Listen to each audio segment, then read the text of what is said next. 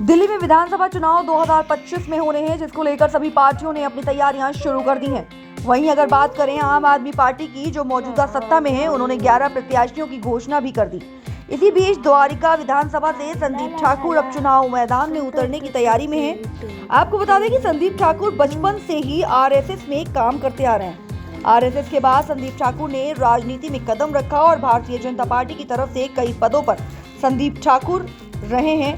संदीप ठाकुर अपनी 2 संस्थाओं के माध्यम से दिल्ली में काम भी कर रहे हैं। संदीप ठाकुर ने मीडिया से बात करते हुए बताया कि मैं द्वारिका विधानसभा का निवासी हूं और द्वारिका विधानसभा में हालात बद से बदतर हैं। दिल्ली सरकार की तरफ से कोई भी काम नहीं कराया गया। सड़क, पानी, नाली, तमाम ऐसी समस्याएं हैं जिन समस्याओं से द्वारिका की जनता निजात नहीं पा रही है।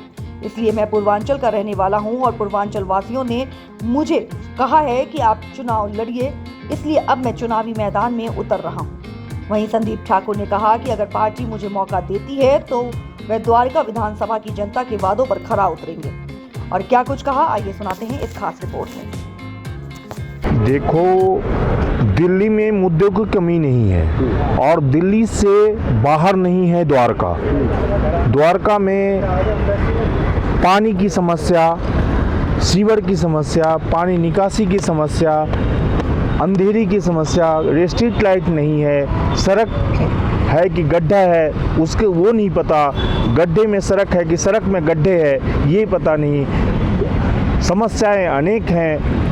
गौ माता भटक रही होती हैं, गौ माता के डर से लोग जाते हैं, गौ माता मारी जाती हैं ट्रैफिक में। तो बहुत सारी समस्या हैं। कितनी समस्या गिनाऊं? 10 साल में केजरीवाल जी ने समस्या ही दिया है, समाधान नहीं। लेकिन 2 संस्थाओं के माध्यम से लगातार आप काम कर रहे हैं दिल्ली में, दिल्ली की जनता की जो समस्या उनका निवारण भी करते आ रहे हैं, फिर आपने कैसे सोचा कि चुनाव लड़ना चाहिए? देखिए, ये जनमानस की इच्छा है और मैं पूर्वांचल से आता हूँ, तो पूर्वांचल के सभी लोगों ने कहा जो द्वारका पूर्वांचली का जीतता आया है तो आप भी यहीं से करो, यहाँ का उम्मीदवार बनो। मैं पहले पक्ष में नहीं था, लेकिन जब लोगों ने उत्साह दिया तो उससे मैं मैदान में आया और पार्टी और संगठन के मुझे विश्वास है कि मुझे मौका देगी। अब पार्टी संगठन पर मुझे पूरा विश्वास है, क्योंकि द्वारका वर्षों से ठगा महसूस कर रहा है केजरीवाल जी के राज में।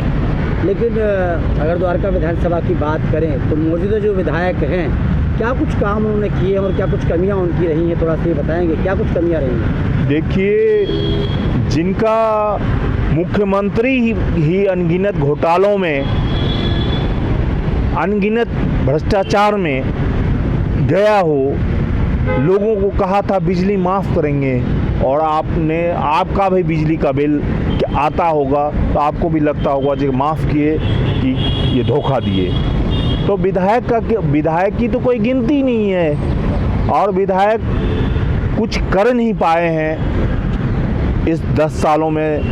पहले आदर्श शास्त्री आए, उसके बाद विनय मिश्रा आए, दोनों कुछ नहीं कर पाए क्योंकि उनके नेता ही नहीं कुछ करने देते और ना कुछ करते। संदीप जी, क्या कुछ मुद्दे रहने वाले हैं द्वारका विधानसभा के आपके?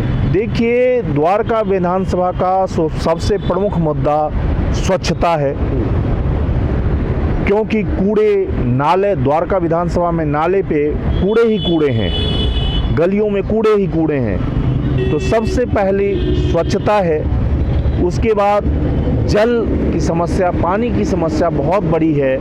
पानी की दोनों तरह की समस्या है, सीवरेज पानी निकासी की भी और पानी आपूर्ति की भी। तो ये सभी समस्याओं का समाधान एकमात्र भारतीय जनता पार्टी है। अगर भारतीय जनता पार्टी की तरफ से मौका आपको दिया जाता है संदीप जी, तो क्या लगता है कितने खरे उतरेंगे द्वारका विधानसभा से आप और किस तरीके के जनता का समर्थन आपको मिलेगा? मुझे 3600 बिरादरी का समर्थन हासिल है। मैं पूर्वांचल से आता हूं और 3600 बिरादरी में बचपन से 30 वर्षों से सबके बीच रहा हूं। सभी का आशीर्वाद मुझे प्राप्त है, चाहे किसी भी समाज से हो, किसी भी जाति से हो, किसी भी धर्म से हो, सभी का विश्वास, सभी का साथ मुझे प्राप्त है। आप ही को क्यों पार्टी को टिकट देना चाहिए, क्या कारण है, थोड़ा बताएंगे? मैं कभी चुनाव लड़ा नहीं, हमेशा संगठन के कामों को प्राथमिकता दी और इस बार मैं विधानसभा का टिकट मांग रहा हूं, इसलिए पार्टी को हमें मौका देना चाहिए। हमारे जैसे अनगिनत कार्यकर्ता हैं जिसको मौका मिलना चाहिए। मैं ही नहीं, दिल्ली में अनगिनत कार्यकर्ता हैं जिनको मौका मिलना चाहिए, जो निष्ठावान कार्यकर्ता हैं उनको मौका